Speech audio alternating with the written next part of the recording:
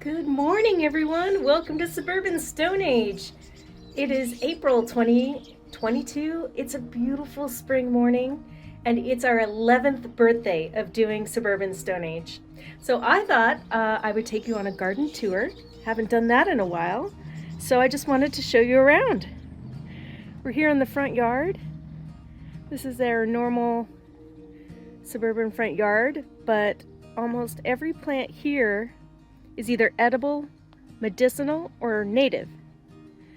So as you can see, landscaping with a food forest can not only be super good for you as far as healthy, nutritious diet and having first aid plants around, but it can be pretty too. You can also make products from your stuff. Like, for example, this fence here. This fence is a wattle fence, and it was made completely with the plants that used to be right there, here in the middle. I trimmed them down. They'll be back in a couple weeks, but I trimmed them down and I used the poles to make a fence.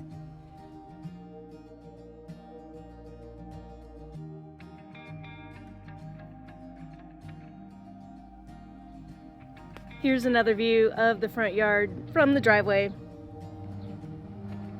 Everything is so pretty this time of year in Southern California. This is our pomegranate tree. As you can see, it is actively blooming. We're gonna have a really good year with pomegranates. Pomegranates are a good earner too. In the fall, when it's not a COVID pandemic, I will take pomegranates and I will sell them to neighbors, and people love them, and they're difficult to get and very expensive. So when people see them for sale, it's a great cash crop. These are Tithonia in the middle here. The Tithonia is what I used to make that fence, and there's some more that I cut down on the other side. But this is what they look like when they're leafed out, and they make beautiful orange flowers, like sunflowers, and the goldfinches absolutely love them. I think we have nesting goldfinches in the neighborhood for the first time since these plants were put in. And they come and they eat the leaves, they eat the seeds, they just absolutely love it. And then the finches too will also sit in the branches in the middle of the day, take naps, and sing while they sleep. It is adorable. All right, here's another view of the front yard, just so you can see the 3-in-1 peach. We have another nectarine over here, aloe vera and tree aloes there. A little olive tree trying to grow up there in the middle. And then we just did a video on loquats, and so that's the big old loquat tree in our front yard, which is happy to be getting a little bit more sun since I cut back the Tithonia to make the fence that was competing with the loquat for light. And here we go. Here's a wide angle view from across the street, just so you can see that houses with food forests do look a little different. Their landscaping is different from the traditional lawn of Southern California, like you can see over there to the right. But it's a wonderful, wonderful place to live. You have plenty of food, shade, animals, lots of wildlife. It's just a very, very good way to live. All right. So here we are in the backyard. This is my work area, so it's constantly changing. But you can see right away that we have our wood-fired earthen oven.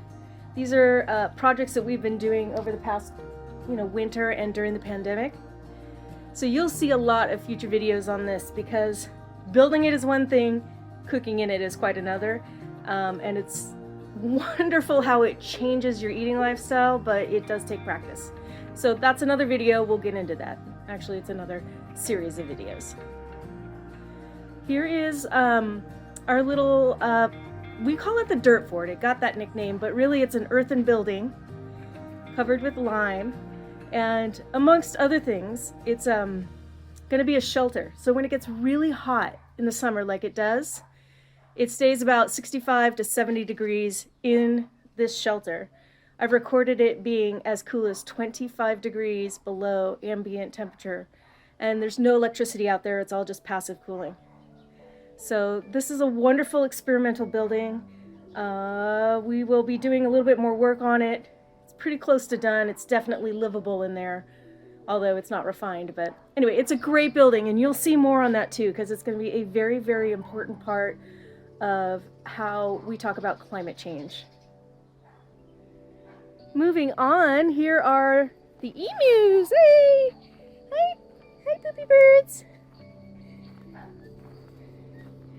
Meet Cooter and Roscoe. There are 2 new emus. They're temporarily staying out here in the gazebo until they get a little bit bigger, and then we're going to transform their area to be basically this whole side of the yard when they get a little bit bigger. But we're very excited to have them on board at Suburban Stone Age. And here we go. This is the backyard food forest. Again, everything here is either plants here are either native, edible, medicinal, or can be used for building materials or all of the above. So everything here is useful and beautiful. That's what I love about edible landscaping. It's useful and beautiful.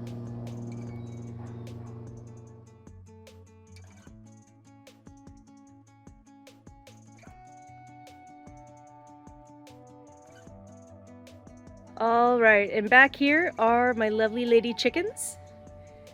I could show you everything in this yard in super detail, but that would take a really long time. And to keep this video short, we're gonna go ahead and end it on these guys, which are my flock of chickens. We have 6. They produce eggs, they eat bugs. They are actually, and they're a very important source of fertilizer. So the chickens and the emus make fertilizer for the fruit trees and the garden, which in turn grows surplus food for them to eat. So it's a nice little cycle, and we get eggs in the meantime.